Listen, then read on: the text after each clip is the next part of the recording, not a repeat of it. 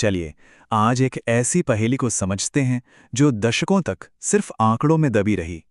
एक ऐसी पहेली जो हमें सीधे भारत की आत्मा की गहराइयों में ले जाती है।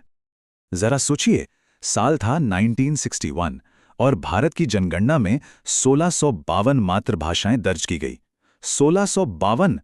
लेकिन फिर ठीक 10 साल बाद 1971 में ये आंकड़ा गिरकर हो गया महज 109। जी हां, सिर्फ 109। तो सवाल तो बनता है कि आखिर 1500 से ज्यादा भाषाएं गईं कहां? क्या वो बस 10 साल के अंदर हवा में घुल गईं? इसी एक सवाल ने एक इंसान को दशकों लंबे सफर पर भेज दिया। और यहीं से कहानी में एंट्री होती है जी.एन. देवी की और उनके एक असाधारण मिशन की। एक ऐसा मिशन जो सरकार के एक अधूरे काम को पूरा करने के लिए शुरू हुआ था। हुआ ये कि सरकारी मशीनरी तो ब्यूरोक्रेसी में उलझकर रह गई, तो देवी जी ने ये जिम्मेदारी खुद उठा ली। उन्होंने इंतजार नहीं किया, अपने प्रोविडेंट फंड के पैसे निकाले और शुरू कर दिया भारतीय लोक भाषा सर्वेक्षण यानी PSLI। और ये कोई छोटा मोटा काम नहीं था, ये तो एक बहुत बड़ा जमीनी आंदोलन बन गया। सोचिए, 3000 से ज्यादा वॉलंटियर्स, इसमें शिक्षक थे, ड्राइवर थे, लेखक, एकेडमिक्स, ये सब साथ आए सिर्फ अपनी अपनी भाषाओं को दर्ज करने के लिए। मतलब ये सच में लोगों के लिए किया गया एक सर्वे था। और नतीजा ये हुआ कि उन्होंने 780 भाषाएं डॉक्यूमेंट की। 780! ये वो भाषाएं थीं जिन्हें सरकारी रिकॉर्ड से लगभग मिटा ही दिया गया था, और इन्हें वापस ढूंढ निकाला खुद लोगों ने। लेकिन ये सर्वे सिर्फ भाषाओं की गिनती तक ही सीमित नहीं रहा। इसने उन समुदायों की कहानियों को भी सामने लाकर खड़ा कर दिया जिन्हें जानबूझकर चुप करा दिया गया था। तो बात है 1871 की। अंग्रेजों ने एक कानून लागू किया, क्रिमिनल ट्राइब्स एक्ट। इस कानून ने 191 समुदायों को जन्म से ही अपराधी घोषित कर दिया।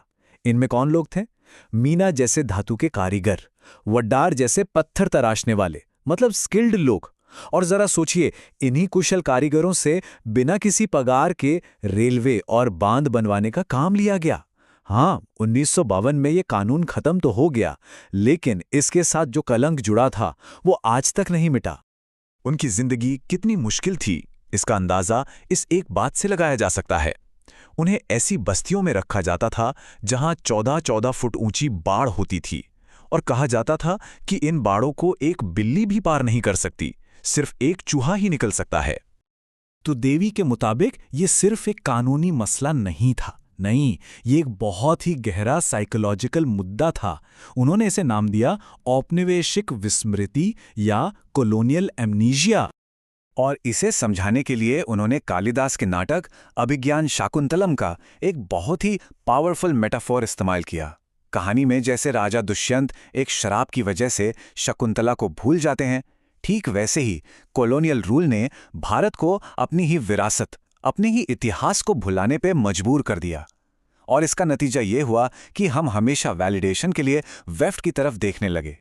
पर देवी का काम हमें भाषाओं के बारे में एक और बड़ी सच्चाई बताता है, और वो ये है कि शुद्ध या प्योर भाषा जैसी कोई चीज होती ही नहीं है। ये आइडिया ही अपने आप में एक मिथ है। असल में देवी का कहना है कि सच तो इसका ठीक उल्टा है। वो कहते हैं कि कोई भी भाषा दूसरी भाषाओं के शब्दों से जितनी पोल्यूट होती है, वो उतनी ही अमीर, उतनी ही रिच बनती है।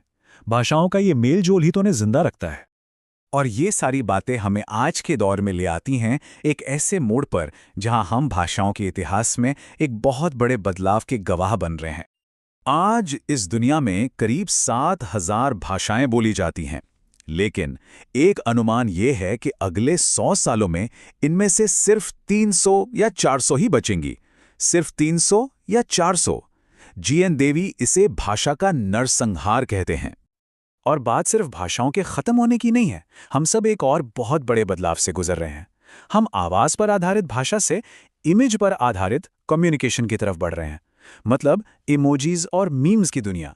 जरा सोचिए, हम आज कितनी सारी बातें शब्दों के बजाय सिर्फ इन सिंबल से ही कर लेते हैं। तो आखिर में एक सवाल पर आके रुकना पड़ता है, जब कोई भाषा मरती है तो क्या सिर्फ शब्द मरते हैं, या फिर उसके साथ साथ ज्ञान, संस्कृति और दुनिया को देखने का एक पूरा का पूरा नजरिया भी हमेशा के लिए खत्म हो जाता है?